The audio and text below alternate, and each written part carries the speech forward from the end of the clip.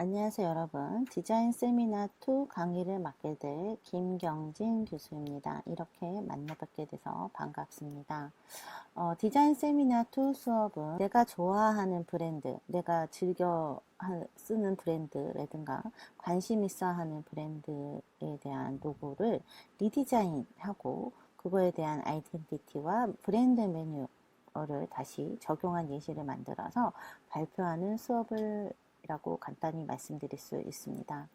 우리가 로고에 대해서 한 번씩 생각해보고 브랜드에 대해서도 한번 생각해 볼 수 있는 기회를 만들기 위해서 만든 수업인데요.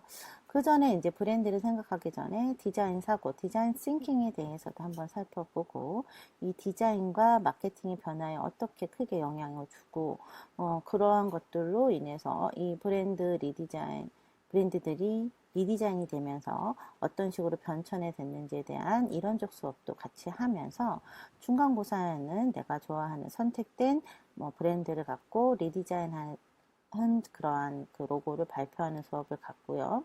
그 리디자인이 된 로고를 갖고 아이덴티티를 확장을 해서 브랜드 매뉴얼을 만들기도 하고 그 안에 여러 가지 예시들을 만들어서 발표하는 수업을 갖도록 하겠습니다. 여러분들이 생각하는 브랜드는 무엇일까요?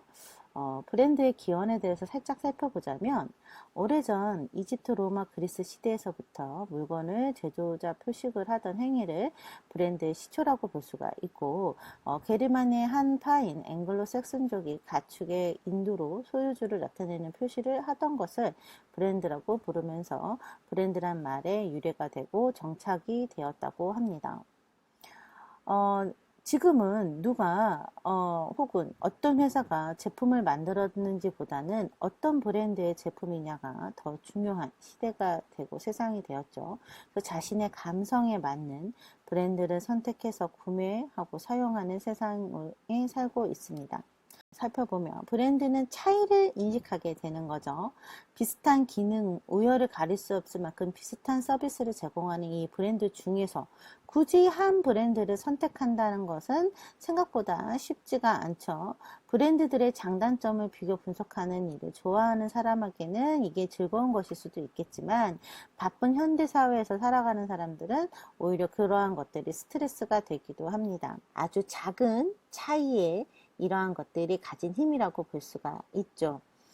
예를 들어서 우리가 매일 사용하고 하지만 아주 사소한 이러한 중요한 생활 필수품 중에 하나인 치약을 들어보자면 과거 우리나라에서는 이 치약이 대명사가 그냥 럭키 화학에서 나온 럭키 치약입니다. 지금으로 말하자면 LG 생활건강의 전신이라고 볼 수가 있죠. 지금은 굉장히 다양한 치약을 볼 수가 있는데 과거에 1980년대까지만 해도 우리가 크게 세 가지로 구분할 수가 있습니다. 럭키 치약을 쓰는 사람, 럭키 치약을 안 쓰거나 혹은 대체 소품의 소금을 사용하는 이러한 방법 중에 골라야 됐습니다. 그래서 이제 대명사인 이러한 그 럭키 치약 같은 경우가 80년대 이후에 되게 다양해지면서 주겸 치약, 구취 예방 치약, 미백 치약, 어린이 치약 등 다양한 컨셉의 그 기능성 치약 브랜드가 쏟아지면서 매우 세분화되고 소비자의 이렇게 다양성을 비교를 해서 만들었죠. 그러다 보니 제가 아까도 앞에 얘기했듯이 미세한 차이가 그 브랜드를 선택한다고 그랬잖아요. 그래서 우리가 다양한 기능을 가진 치약은 서로 경쟁을 하고 소비자는 광고나 이러한 것들 크게 좌우가 되면서 브랜드를 선택하기도 합니다. 그래서 그 자신의 개성에 어울리는 이러한 선택을 하는데요.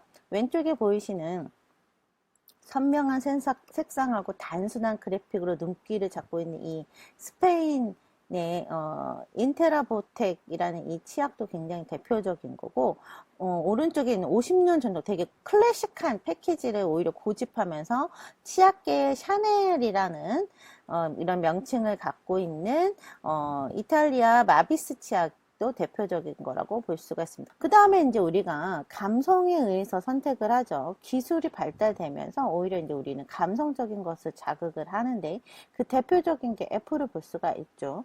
애플의 휴대폰 브랜드인 아이폰은 광고에서 제품의 기능을 굳이 숫자나 비율로 보여주거나 설명하지 않죠. 작은 디자인의 아이폰 안에 따뜻한 감성을 강조한 모습을 꾸준히 보여줌으로 인해서 사용자들에게 아이폰이 휴대폰 이상의 이런 감성적인 이미지를 심어준다라고 보여준 대표적인 예라고 볼 수가 있습니다. 이 아이폰은 단순히 통신수단에 불과한 것이 아니라 생활에 없어서는 안 되는 중요한 매개체라는 생각을 하게 만들면서 이 아이폰의 그 소비자층의 두껍고 그 변하지 않은 이런 그 아이폰만의 브랜드의 감성을 사용자들도 굉장히 중시하면서 이 매우 미묘한 감각적 부분을 자극을 해서 브랜드의 충성심을 갖도록 유도했다.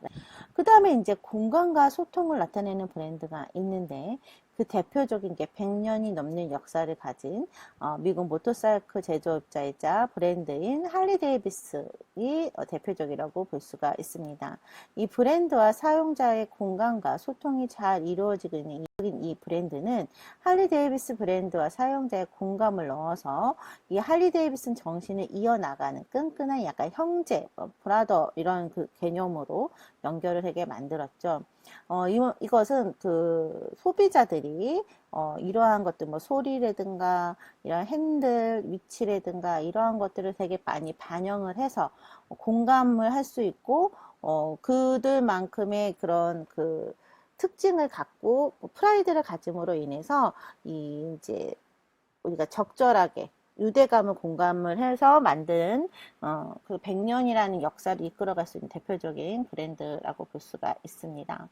그 외에 브랜드는 신뢰를 바탕으로 생명을 얻기도 하고 그 다음에 스토리도 있어야 되고 가치를 지니기도 합니다.